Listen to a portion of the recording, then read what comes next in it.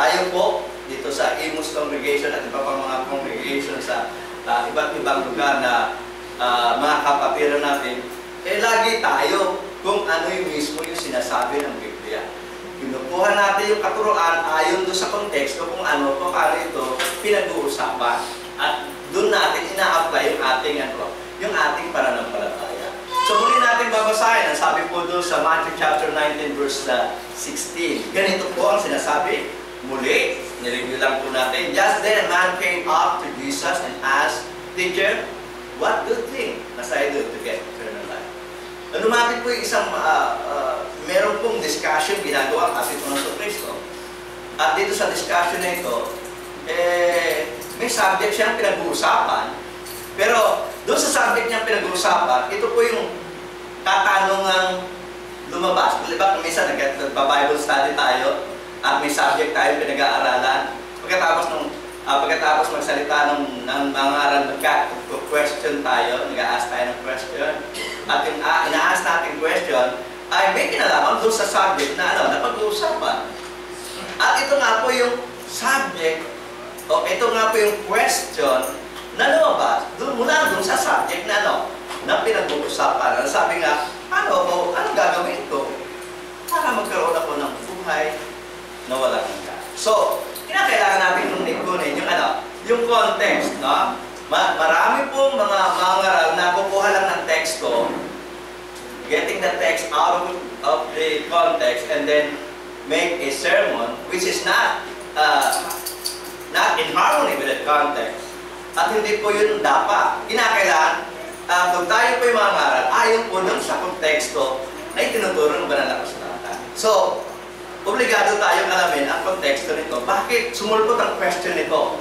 Ano talaga ang naging dahilan bakit naitanong ito nung isang batang mayaman, no? So, mula sa konteksto, babasahin po natin, sisimulan po natin sa 13, 14, and 15. Yung po salitang konteksto ay ito yung text na binasa natin, ibig sabihin yung mga kasama pang mga text nito.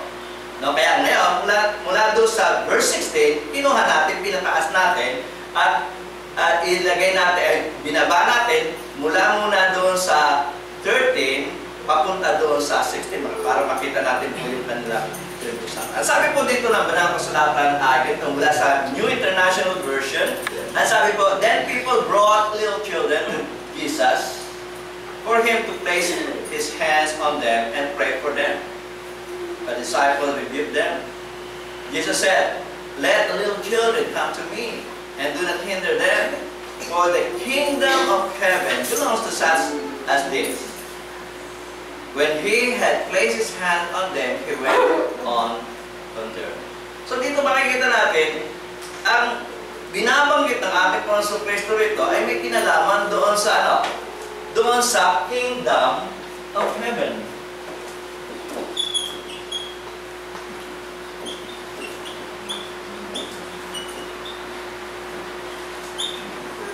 At sabi niya nga, hayaan niyo yung mga bata. So, basahin natin, hindi ko na ilagay sa Tagalog, basahin natin sa Tagalog. Sabi po ng banal na kasulatan ay ganito.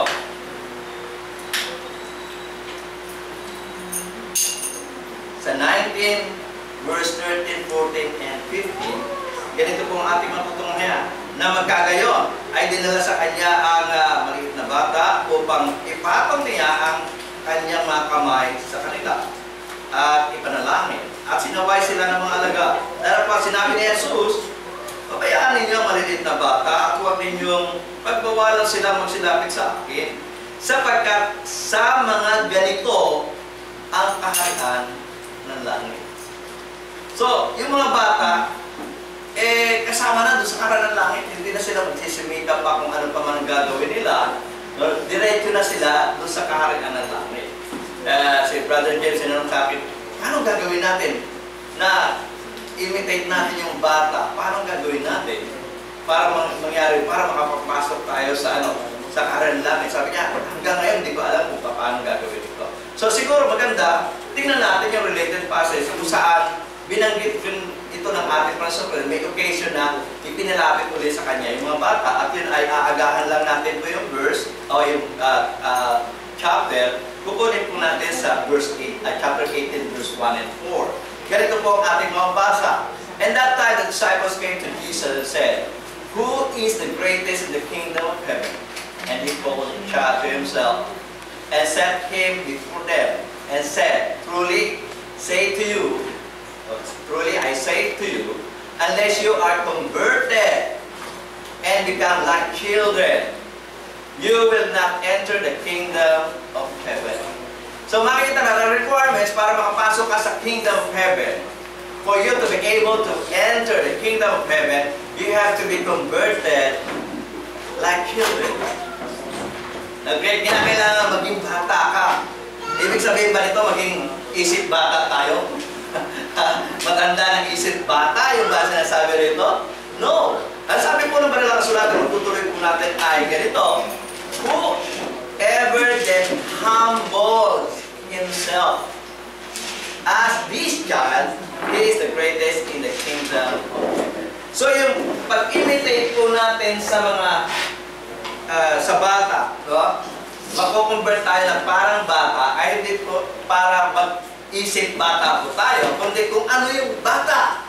No? Ang bata po ay mababang loob. No? Yung pagiging mababang loob at sinasabi ng ating Panginoon Kristo dito, yung mga taong mabababa ang loob, yung po yung merong access na makapasok sa kaharian ng langit. No? Ang ating Panginoon Kristo po, nagpakababang loob para ito ay ating tularan. Ang sabi pa ng Banalang Kasulatan, na hindi po natin nilagay sa ating pong board, ang sabi po ay ganito, mula doon po sa